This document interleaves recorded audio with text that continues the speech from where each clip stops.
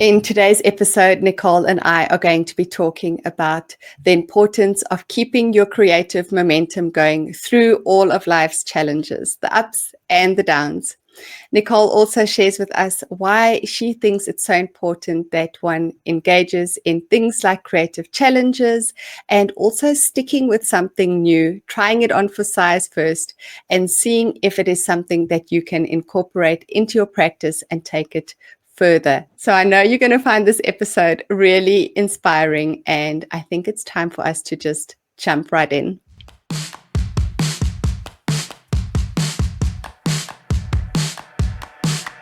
Gotta get messy and show the world you growing as an artist. And you're free to be yourself. You got a dream, you need to start it. Stick together. Get messy says you're formally invited to a community where you can find people that spark the feel of excitement. Too many art supplies, not enough time. No, it's tougher, so you must find a way to feel some connection. We got a lot of people with the same kind, a great mind. We here for you, a platform so we can hear your views. Time's yours, forget yours. I know you bored of them same rules.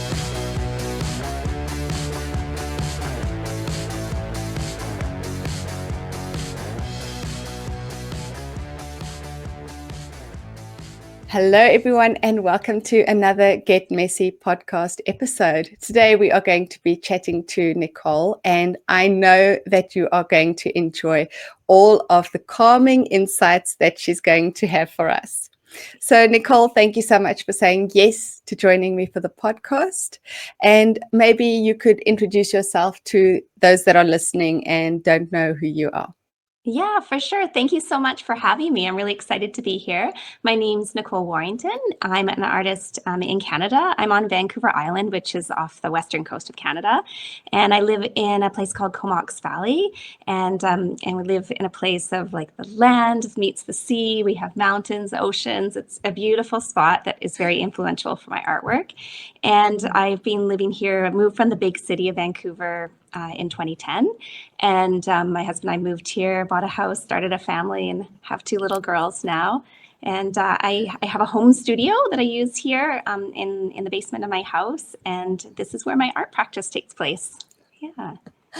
Oh, I love it. And I've seen you very often of including your nature and your surroundings in your videos and your lessons. So I've seen glimpses of where you live, and it looks absolutely magical. It is so stunning. A really great part of being able to share in videos and teaching too is hearing that feedback from other people when students say it's so magical where you live. And I do really feel grateful for the place that I live. It's gorgeous. But then hearing it too is just this reminder, this is such a special place. And I'm lucky to have this place as a backdrop for my life. Yeah. Oh, yes. And it plays such a big role in your creative practice and in your inspiration too. Yes, it really does. I grew up being pretty outdoorsy in an outdoorsy family. I grew up on the edge of Vancouver and where the ocean is and there's mountains. And so I grew up skiing and sailing and exploring the coast and camping, hiking, all those sorts of things. And so that influenced my artwork from a really early age. My original artwork was usually, journals when we were out boating or little watercolors and landscapes. And then I brought that all the way through art school, and it's still a part of my practice today. I really spend a lot of time outdoors, and the visual inspiration is so plentiful that it just winds its way into my journals, even in abstract ways. Yeah. Oh, wow. It's so beautiful. And I love that you have sort of always had this connection to nature and creativity. Yeah, they went hand in hand for me. And my dad was a creative person, although that wasn't his job. My mom was a very sciencey person, so I guess I get my organized teacher self from my mother. Thank you to Mom. But both were really lovers of the outdoors, right? And they're the ones who took us out on these adventures and then encouraged my creativity. I didn't really have a chance to take a lot of art classes or anything when I was younger. Just we're kind of on the outskirts of the city. Two working parents would have to bus in to take things. So I took art in school, but I didn't really get a chance to do, extracurricular art things except on my own. So I was crafty. I sewed with my mom. I'd make Christmas presents. The creativity found a way to come out in whatever I was doing. Yeah. Oh, that is beautiful. And your girls, are they very creative and crafty? They are. They're both creative in different ways. My 11-year-old, she does some art journaling with me, but right now she's really into crochet. It's quite popular amongst the Oh, younger kids. It's impressive. And she actually has her own first ever craft fair coming up. So we're just preparing for oh that right now. wow. So she loves to crochet and listen to podcasts and music. And she's also a dancer. And then my 8-year-old, she's really into dance. Her expression is more with her body. She likes to move and express herself that way. So she'll do art with me as Oh, well. But we used to do more when they were younger, more craft things hmm. together. But they're kind of into their own things now. Yeah. Oh, that is I, so beautiful. and my husband is also creative. So he helps me a lot, both in my practice and my teaching, because we actually met at art school, which was cool. We met in a Oh, documentary film class, and he was in anthropology and taking some art history classes on the side. And we met in this documentary film class. And we used to work together on campus. He would do some of the photography for the UVic publications. And then now, because he has that photography skill, he's helped me so much. Every time I've said yes to something new, I'd say yes and then think, oh, how do I go YouTube live, or how do I produce this video? So he helps me with the lighting and the sound. And I've learned to do a lot of editing myself, but he's helped me with that. So we kind of have a whole wow. creative family and team here.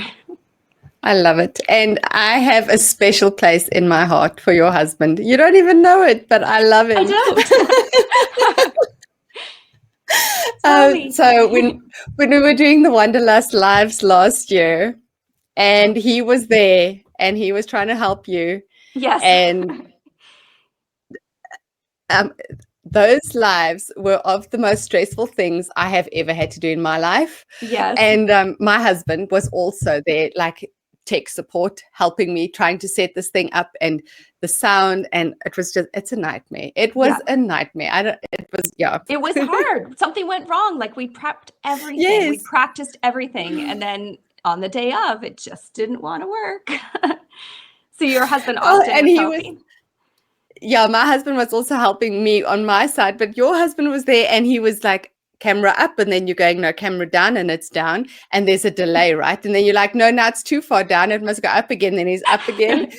And then he's got his face, and he was like, oh, you could see he was so awkward because he didn't want his face shown. And Yes. but he was so calm and he didn't get flustered, and he was just helping you. And I was like, that is such a hero, because being on the other side of it too, right? That Yeah. having to have a husband then, because my sound also wasn't working in the first live stream, and everybody's like, we can't hear you. And I'm going, I don't know how to fix this. And so he had to come in and help me. And yeah, so I just loved your husband. And you were talking about collage, I Yeah. think, or gesso. You were talking about collage or gesso, one of the two, and he had mixed them up. So then he was either like, oh, that's where you stick down papers or something, but it was that you were talking about gesso, and my husband was also watching with me, and he was like, oh, the poor man, I understand what he's going through, because then you were like, no, that's not quite what it is.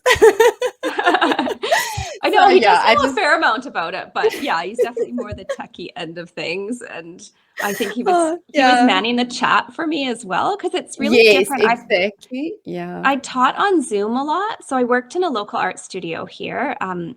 That my friend owned. And of course, I have a background in teaching. Like, I used to be a substitute teacher. Well, I still am technically, but I worked a lot in schools. And so I'm used to doing things on the fly. I'm used to teaching in person. But when it came time, when we couldn't teach in person anymore during COVID, and we were starting to do Zoom calls, I became pretty familiar with that, although things can go wrong on a Zoom as well. Oh, But yes. even if people have their screens turned off, there's usually a few people who will turn on their mic and speak. But when you do the YouTube live, you can't really see anything. You're kind of, that they're there, but you're kind of talking into the void. And it has this really weird, you realize all those things that you usually do, little check-ins, like, okay, yes, you get that, or people are nodding, and you get that sense, oh, right, they're following along, or they know what I'm saying. But that feedback isn't there with the YouTube live. So Richard was reading out the chat box for me. I mean, you definitely need a second person, so you can, otherwise you're squinting and you're trying to read the chat and you're trying to show your work, and it's a lot. It feels like a cooking show, really. little of this, little of that. Yeah. Yeah, so I just loved him. And so I will forever, when I see your name popping up on my Instagram, I'm like, she's got an awesome husband. Helping me out. Yeah, Tell him so my that. husband, yes, tell him there's someone in South Africa that thinks he's a hero. um, my husband was sitting in the live stream that I was doing, and I was telling people to use a brad. And in the chat, there were people saying, "What is a brad?" Nobody knows what a brad is. So my husband, thinking no one can hear, says, he's definitely not a Chippendale. And I was like, oh gosh, because someone else who knows me afterwards was saying, was that Dennis in the background talking about the Chippendales? Yeah. I know. So yeah, You just never know husbands, what'll right? pop up. Husbands. We often joke too, because where we met, the class we met in at UVic, I actually was going to drop out of that class. I felt like the time schedule for the class wasn't that great for me, and but it was too much of a hassle to drop out of the class, because then I'd have to make up the credit with a different class. It was already a couple of weeks into September, and I was like, basically, it felt like too much hassle to drop the class. It turned out to be a great class in general. The teacher was fantastic, but then also I met Richard. So we always think, what would we have met on campus another way had we not been in our documentary film class together? Oh, that is so cute. Yeah. A love story. I love it. That's fantastic. An art school. And how did you get into art journaling and watercolors? And was that always a focus from art school, or is it something that you developed after leaving art school? Because you've spoken about teaching in between. So what did your journey look like up to now? Yeah, so in high school, I was into art and I was taking art classes. I actually thought that I wanted to be a marine biologist. So I loved the arts, but I was really interested in marine biology as well. That influence of growing up sailing, I thought that I would work with whales and dolphins and things.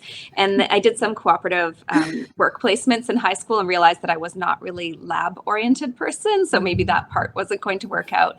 And even when I thought I might go into sciences, I still had that desire to go to art school. Like I was like, maybe I can do both or one after the other. And I was going to take a gap year and go traveling, but I was accepted into a studio art program at a local college, and it was a 2-year studio diploma, and they only take 25-ish people. So when I got accepted, I didn't want to say no to take the gap year because I might not get in. It might not be offered again. So I went to that program, and it was an interesting choice. Like I was a straight A student, and people said, "Why aren't you going to the University of British Columbia or, Simon Fraser University, the very fancy universities," which I could have got into with my academics. But I really wanted to go to art school, and that's what I did. And so I did traditional studio practices: photography, printmaking, acrylic and oil painting. I was most drawn to painting at that time. The printmaking was really interesting too. I enjoyed that. And then when that program ended, it was time to transfer to somewhere where I could finish a degree. And the choices were, there's a very great art school in Vancouver called Emily Carr. But at that time, you couldn't take all your courses there. You'd have to supplement, tie the two classes together, the art classes there and the other ones somewhere like at a university. So I decided to go to the University of Victoria on Vancouver Island, and I didn't know when I applied to the school that it was actually quite conceptual. And I am interested in conceptual art, but it had this strong interest in nature and landscape painting. And I was doing some conceptual things, but I definitely felt like a bit of an odd duck at that art school. Because people would take my landscape paintings and critiques, and they'd turn the landscape painting upside down. Maybe it'll look better this way. And, it was a challenge to me. So I definitely learned a lot. And I did a BFA there. So I did a double major in visual arts and art history. And I was really, really in love with the art history classes I took there as well. And so after art school, I continued painting as I went into a job in nonprofit arts. I worked at an art gallery, a local small art gallery, and I ran the gift shop there and helped with all admin things at the art gallery. And during that time is when I was more doing acrylic painting, kind of landscape inspired. I would apply to exhibitions, whether they were through other nonprofit galleries or shows at different places around Vancouver. And I really enjoyed doing that. And then I found, just by way of living in an apartment, it was getting harder to do landscape painting. And so I started doing smaller works on paper instead of larger canvases. And then over the years, I think it was after I still was acrylic painting at the time my first was born in 2013, but I found it really hard. If my time to paint was nap time and she woke up and I had all my acrylic paints laid out and they weren't going to last and the colors were already mixed and the brushes couldn't just be dropped, and I started moving more to watercolors or inks or things that I could just walk away from and come back to.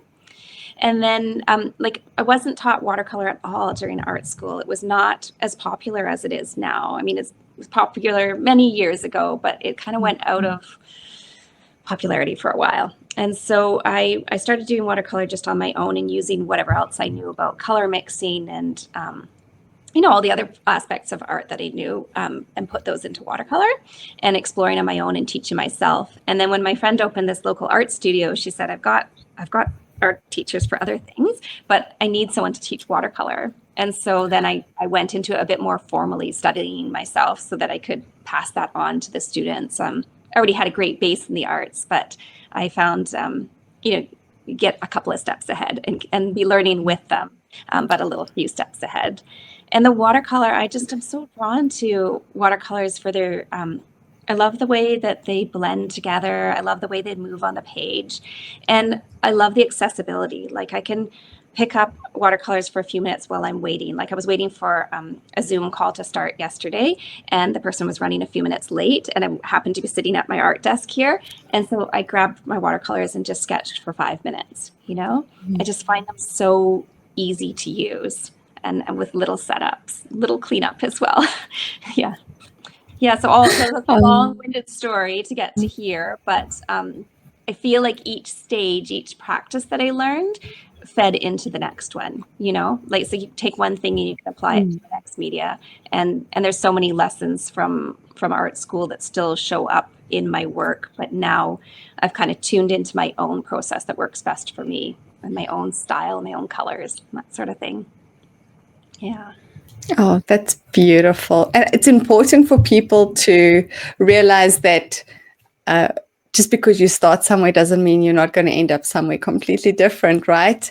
Yeah. I think a lot of people, especially when they're new to art journaling or to just a creative practice in general, almost feel this pressure to decide what is going to be your thing, right?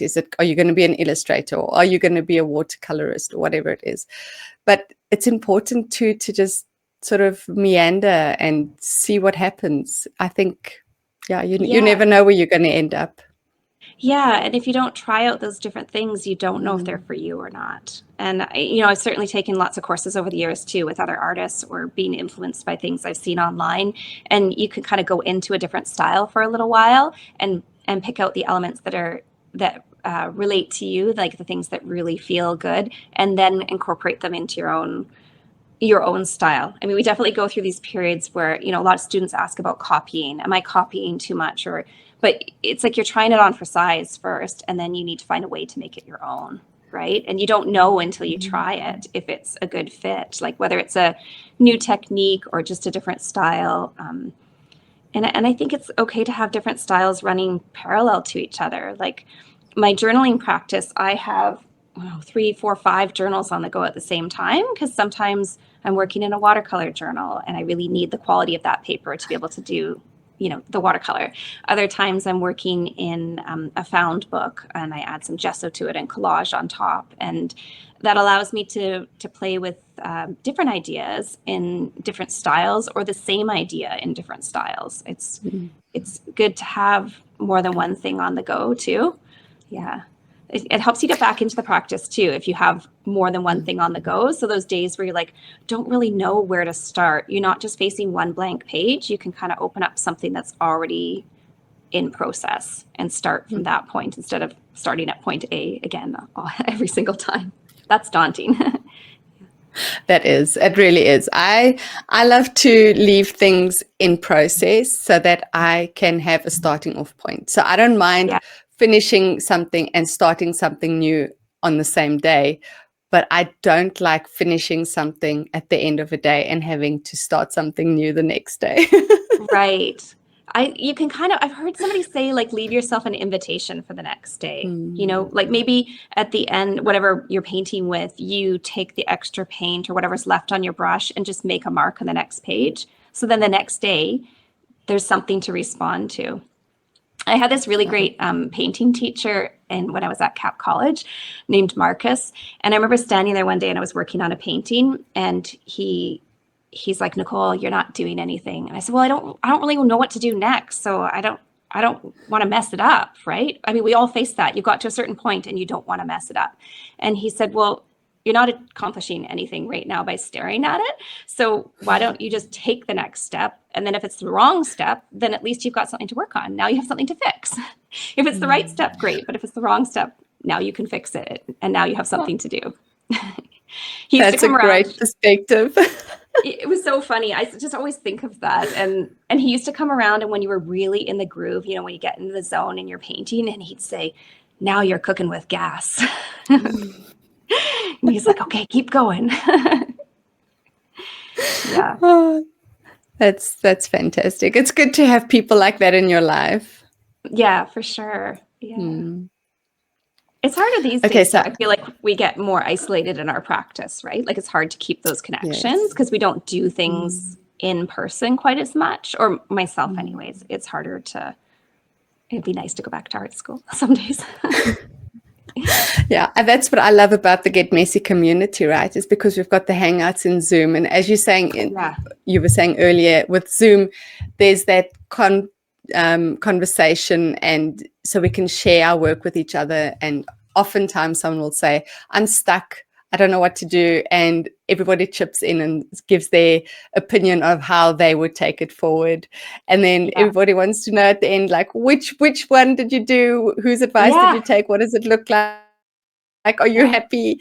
So I think it helps with that loneliness, is just having a community that you can hop onto a Zoom call with, whether it's once a week or every 2 weeks or whatever it is, and just chat and share creative ideas. It really helps with that feeling of isolation. Yeah. Yeah. It's so great to be able to chat with people and reach out and get ideas. And it's also nice just to help your practice in terms of knowing that you've set that time aside. Like, even if you don't feel like sharing on a particular day, you're still there live with other people. You know, it's just nice to know that you've shown up and you've carved out that time in your week, that you know that that's your space. And if you drink a cup of tea and listen to other people and just make a little something, even if you don't feel like contributing that day or chatting, it's still helping yourself show up for that, right? For your practice. And then you feed off of other people's energy who are in the Zoom room as well. Yeah, so great. Absolutely. Yeah, it really is great. And I completely agree. It just making that space a dedicated time. We were talking about it the other day, and I was saying, like, if you make a commitment to yourself, it's so much easier to find distractions, to find excuses, things that are more important than sitting down and playing with your watercolors for an hour. But if you know that you have committed to meet someone else on Zoom for an hour, you put that thing that you would have told yourself was too important to leave, you put it aside and you spend the hour making art, and you deal with life after that, right? So having a commitment to someone else somehow makes it more important. I don't know. As humans, we're strange, right? Well, that's like having a partner who's going to, if you say you're going to meet to go for a run, you'll show up, right? Yeah. Or you set those things up for your success. I forget who was, like maybe it was Twyla Tharp or somebody I was listening to. They said that they would have a cab booked every day. They lived in New York City, and I'm sorry if that's the story about the wrong person, but they would call the cab to be there every day at a certain time. And so then they just even felt the commitment to the cab driver. Like, they booked the cab to get them to the gym or the dance studio or whatever it was. And so they just made that commitment. And so that was enough to make them show up, right? And they knew that that was the thing that would get them over the hurdle of showing up. Somebody's waiting for me at the curbside. I better go. Yeah. I love that. It's finding ways to trick yourself into doing the things, right? Yeah. Yes. It's so hard. It's funny, you want to do them and you'll feel better afterwards. Like, I can't think of a time where I sat down to journal, even when the page didn't aesthetically turn out the way that I wanted. I can't think of a time where I really thought afterwards, oh, I feel worse, or that was a waste of my time. It isn't, especially if you embrace the mindset that it's process and that not every day is going to have some finished outcome, that there's still something learned by the process. Yeah. Yeah, absolutely. Oh, that is so good.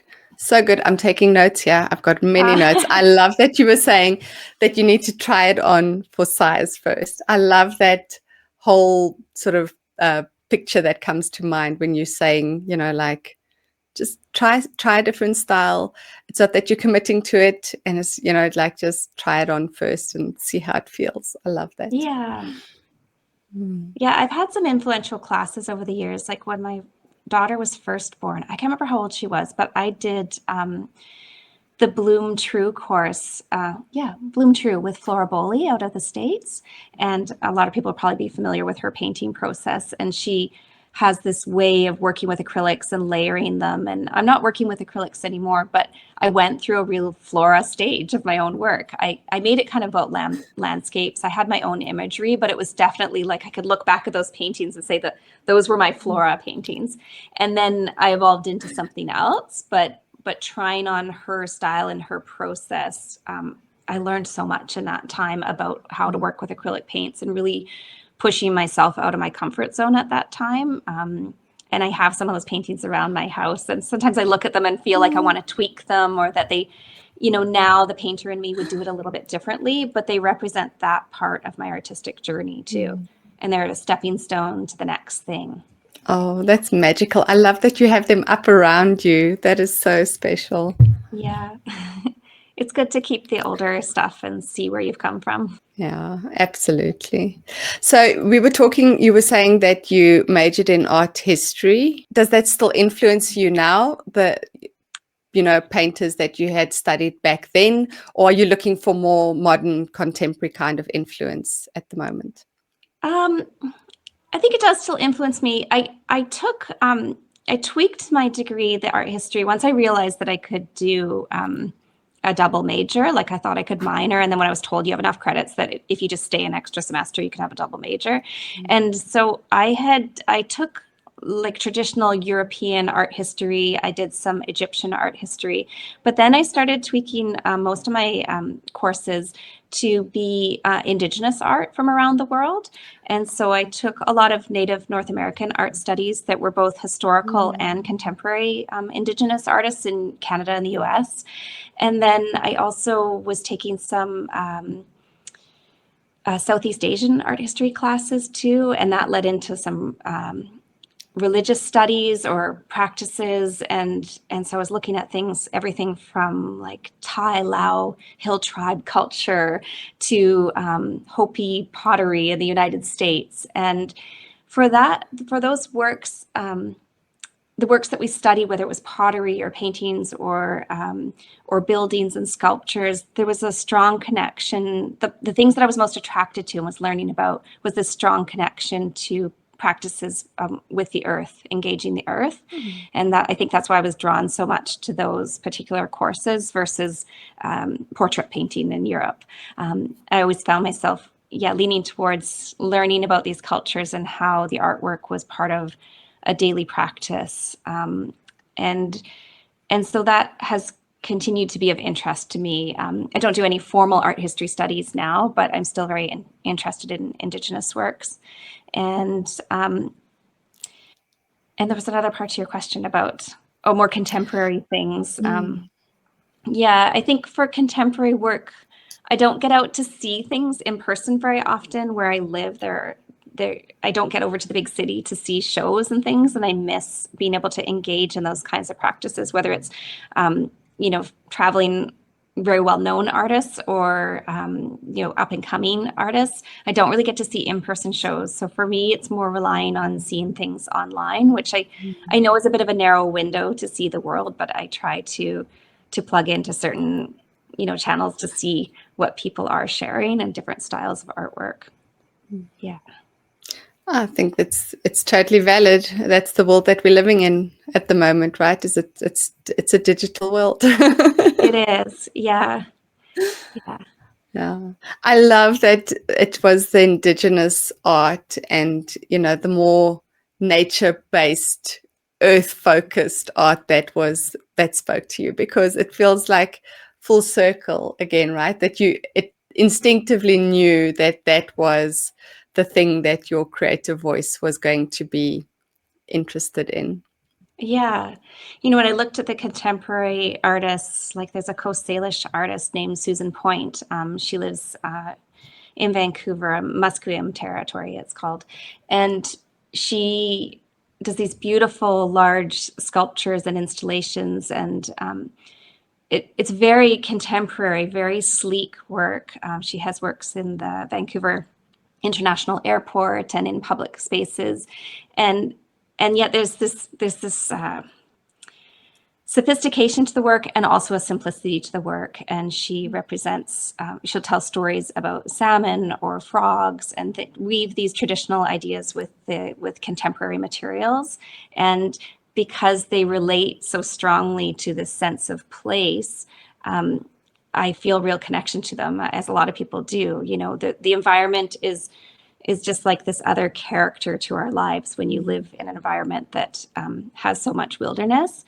And so I think people can connect to that in the artwork. And I loved the historical works too, and looking at the history on the coast and in the United States as well. But then those contemporary artists were so interesting to study too, and see those through lines that come from this long history of their ancestors on the coast here, but also bringing it to new materials and new audiences and new kinds of spaces. That really interested me a lot. Oh, I love that. It's fascinating to see how people's art can, I don't know, it just moves something inside you, right? You can just feel the energy shifting and the excitement, and it's just, yeah, that's so good. I think it's so good to have a look at other people's art and understand what the story is behind it. But it's also a lesson for us as artists who are sharing our work online. Sometimes you just feel like, I don't have the energy to give the backstory to this. I'm just going to post the picture.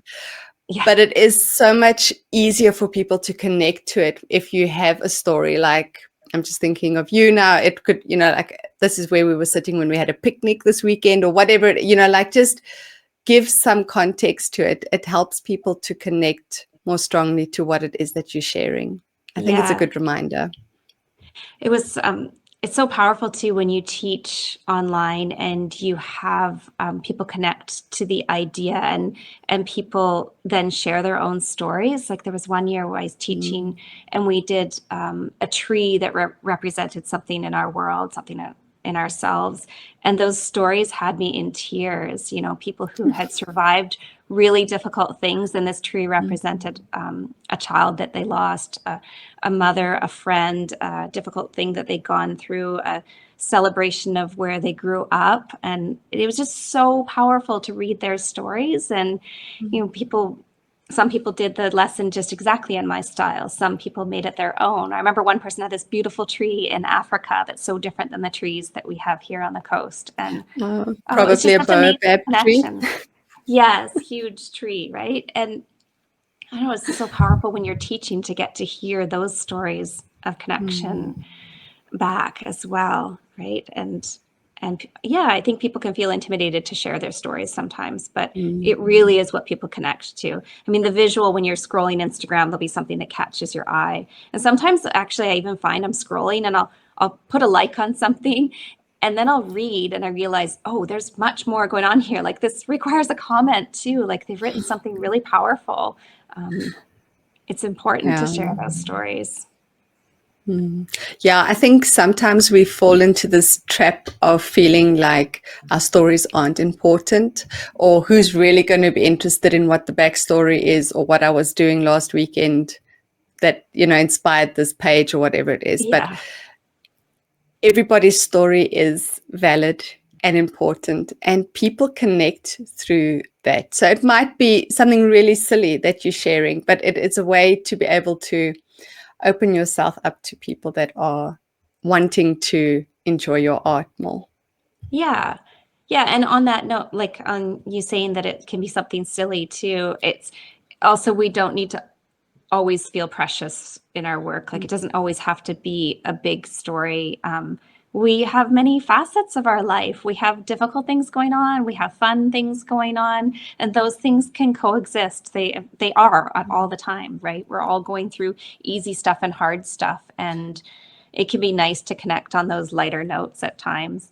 We just got a kitten very recently, and I was posting pictures of the kitten, and I would look at the analytics on my Instagram stories, and the kitten's getting way more love than I'm getting on my art posts. And I said, do you guys want to see art anymore, or do you just want to see my kitten? And they're like, we want to see both. But, it's a fun thing. And then people would send me pictures of their cat. Oh, I just got a kitten too. And what's your kitten's name? And, it's a way in, right? It's a first point to connect on. Yeah. Yeah. So I want to encourage people to not feel like, especially with art journaling too, it can be very, very deep, very emotional at times, very transformative, but it doesn't always have to be. Some days I'm just scribbling around with a pastel and I just need to move my hand and do something. It doesn't have to be a deep art therapeutic process every single time. It's both. It really is both. Yeah, I'm thinking it doesn't have to be heavy. It doesn't always have to be heavy. Yeah. Yeah, it's interesting. We can put ourselves that kind of pressure. We make all sorts of weird rules for ourselves, don't we? I know, we do.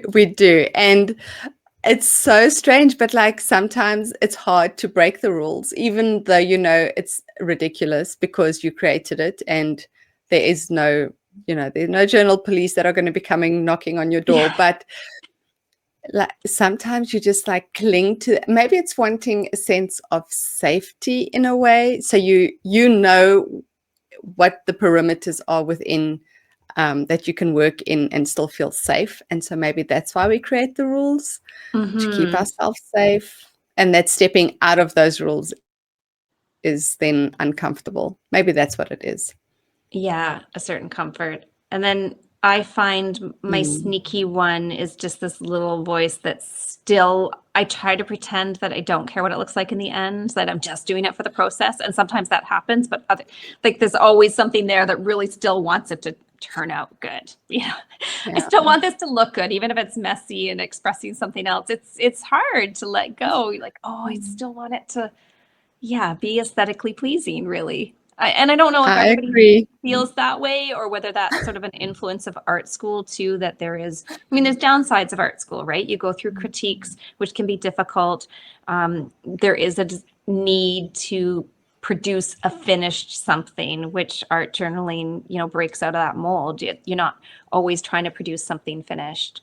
But that part, I have that inner critic there who is probably trying to produce for consumption, whether it's consumption on a wall somewhere or on Instagram. You're still trying to make this beautiful thing. So it's really hard to step out of that. Yeah, I don't know. Maybe it's just part of who you are as a person and as an artist, right? Because I feel that way. So, you do it for the process, but then at a certain point I feel, okay, I'm going to move off the process now and I want to finish it and feel satisfied that I think it's beautiful in the end, right? So I definitely have a point where I step out of process and go, okay, how do I fix this? How do I make it look the way I want it to look? And I've just accepted, I don't know, maybe it's my ignorance, but I've just accepted that is who I am. And as an artist, that is what's important to me, is I can do the process, but then it has to be beautiful once I'm finished. If it isn't, I'm not happy. Yeah. I think that's okay, of course. And if you are making something that is specific for, an audience, then it does have to be crafted, right? If you're making a beautiful film or a finished poem to be for people to connect with, to be consumed, then there is packaging involved. There is fine tuning, and if you have a powerful message you want to share as well, then it needs to be communicated in a certain way. Like, it needs to be clear. And so, yeah, it's just different parts of the process.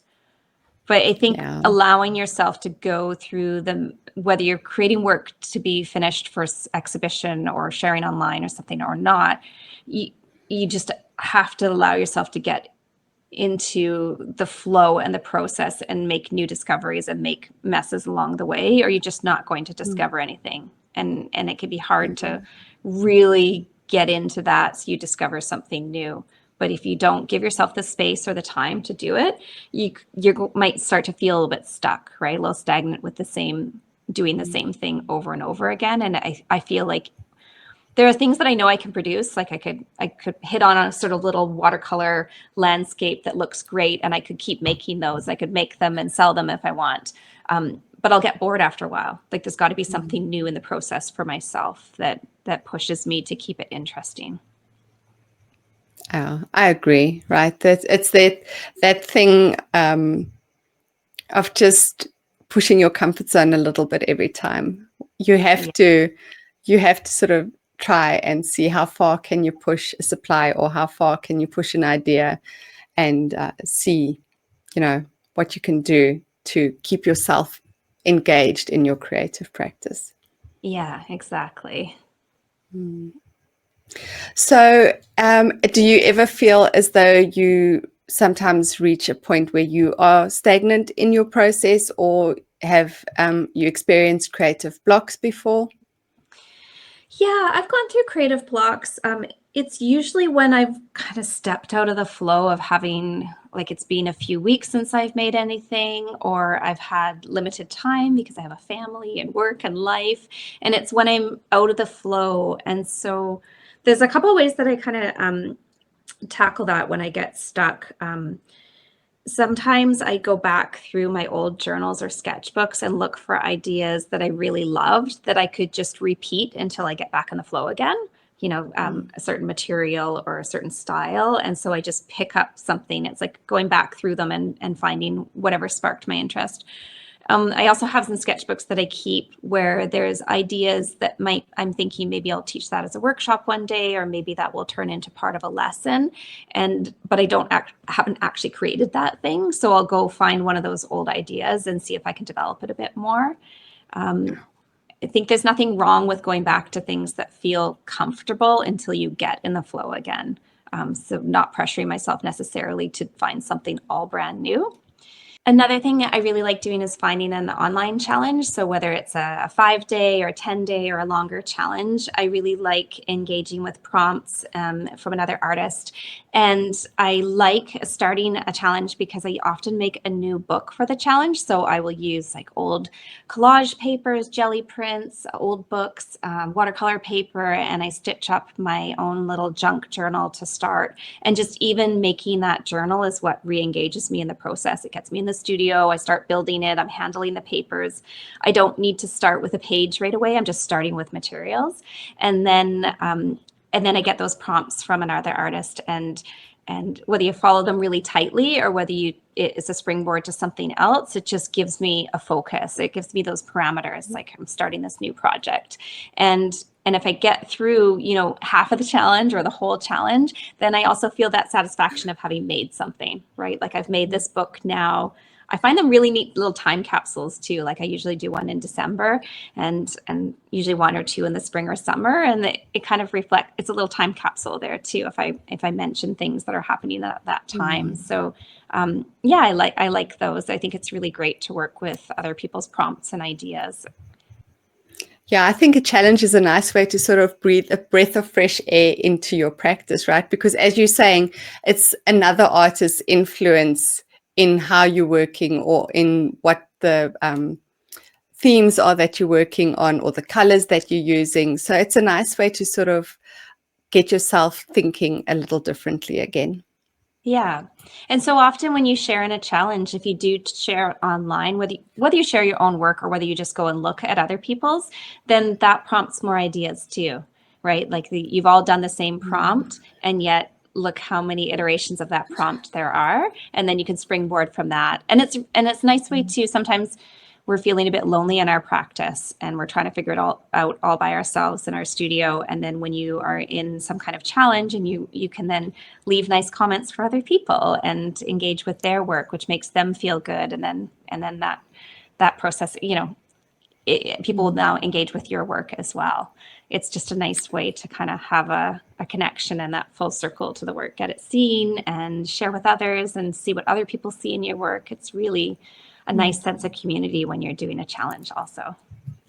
Right. Yeah, I love that you use community, because I was just going to say it feels again like you're a part of a community, even if it is just for the 2 weeks that the challenge is running or whatever.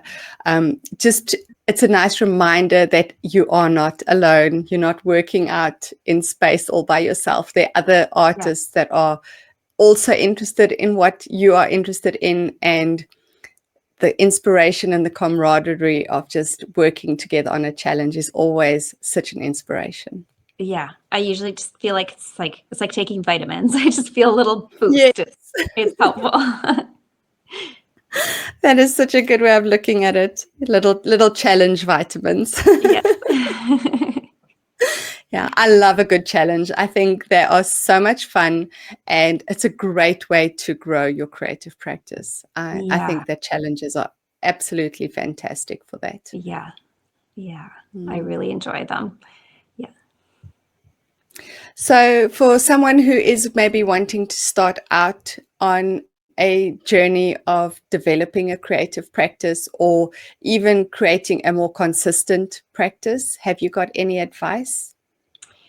Yeah, I think I really love what I call enabling constraints. So setting some parameters for yourself with what is going to set you up for success. So maybe choosing just a few materials that you want to work with for a while, not feeling like you have to incorporate everything. I think most people get blocked when they're overwhelmed because there's just too many choices, like too many materials, too many different prompts. It's like, give yourself a goal for a short period of time. Maybe it's 1 week at a time. Maybe it's for 1 month at a time. And it doesn't mean that you can't branch out, but within that time period, you give yourself, try to stay focused on one thing for a little while so you can get rolling with it enough that each day you're not thinking, where do I even start today? Right. So maybe I love working in a pretty limited color scheme at times. So maybe that's your thing. You work with a certain set of colors for 5 days in a row, or however often your practice is, or take on a challenge and commit yourself to that challenge, or take on, a larger course, right? Like a year long or something, where you are going to make if you know and you want to really make it a weekly practice, then taking on something longer that will keep you engaged, that there's things to be learning each week and that you would like to keep up with that practice. But I think it's just really about, a goal that fits your lifestyle, and that keeps you moving forward. Yeah. Yeah, as you say, stay engaged, right? If it can keep you wanting to come back, then you know that you're doing something right. Yeah.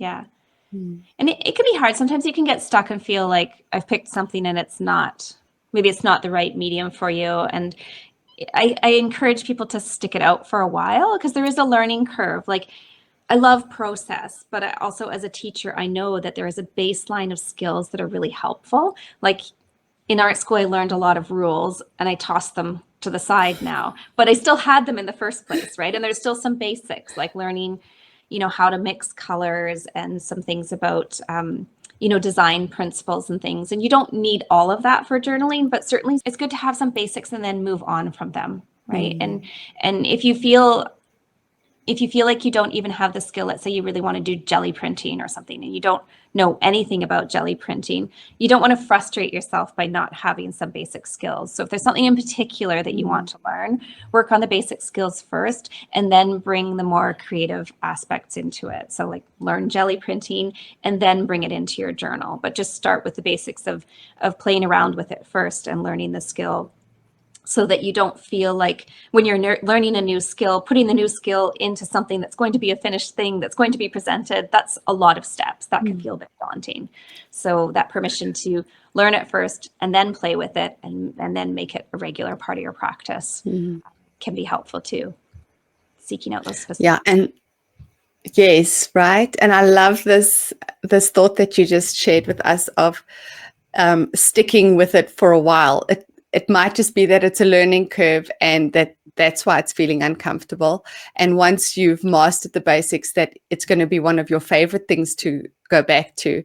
Yeah. But, you won't know if you don't stick it out long enough to make that discovery. So it might be in the end that you realize it's not for you.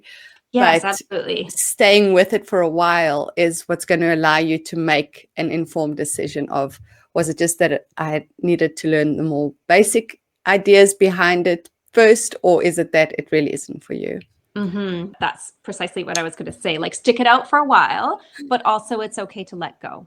Because really, at the end of the day, your practice needs to serve you, and whatever that looks like if you're preparing for exhibition or it's just a personal practice, a deeply personal art journaling practice. If it's not serving you in the end, it's not making you feel good, then let it go. By all means, let it go if it's not the right thing for you. There's things I've tried that just were too, mostly the things that I've tried that I haven't kept up with are just too cumbersome for my life at this point. Like, I actually really do love printmaking. I do not have the space to have a printing press. And there's some places in the community, but I don't really have the time to go to those spaces because I have, children that I'm caring for, and life's too busy for that. But those things will come down the road. Like, I do have goals for new things I want to bring into my practice that I can't do right now, but I could get to those later. But then what can I do in this moment now that does work for me? And that's really where journaling came in more than finished paintings, because paintings had that expectation of,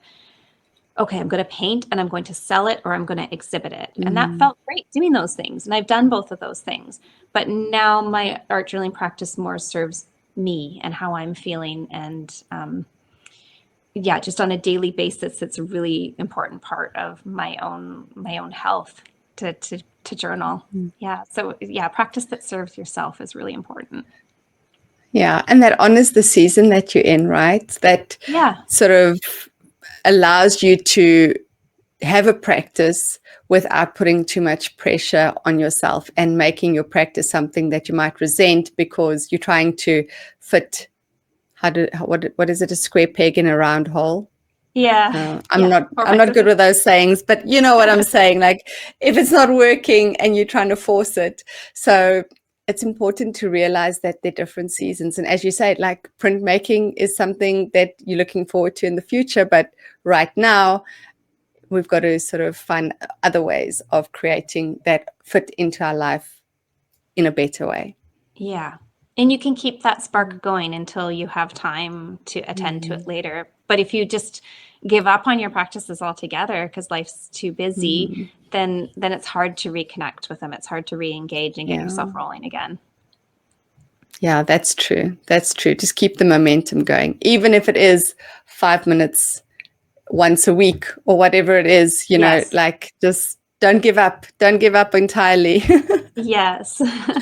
Yeah, because life can life hard sometimes, sometimes you think like, oh no, I just can't do it. It's one more thing on my plate. But oftentimes it's that creative practice that is going to help you to stay centered and focused and almost like, just give you a bit of fresh air so that you can continue on whatever it is that is challenging you at that point. Yes, I definitely use my practice that way. I find it just, especially with watercolors, they're so, they're so beautiful and grounding. Like, it's a really mindful process working with watercolors because you need to watch what's happening on the page. Like, you put down acrylic paint and it dries pretty quickly and it stays put. But watercolors are blending into each other and things are happening and you need to pay attention. So I find it really connects to mindfulness, which then, connects to my own well-being. It's the process fits what I need as well. It's a very calming practice to work with watercolors.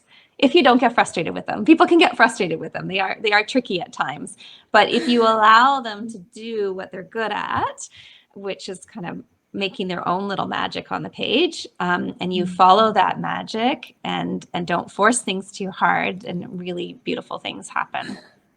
That's what I love about them. So you have a practice of surrender. Surrender, yes. Yeah.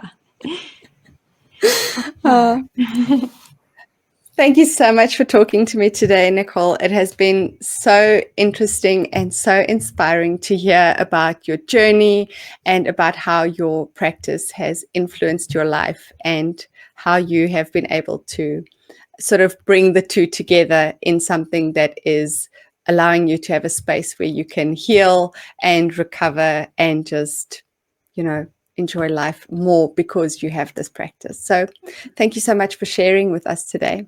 Oh, thank you so much for having me. It was so great to chat with you and connect on those things. And it's exciting to know that I can connect through to more community via this podcasting too. It's wonderful. Thanks for having me.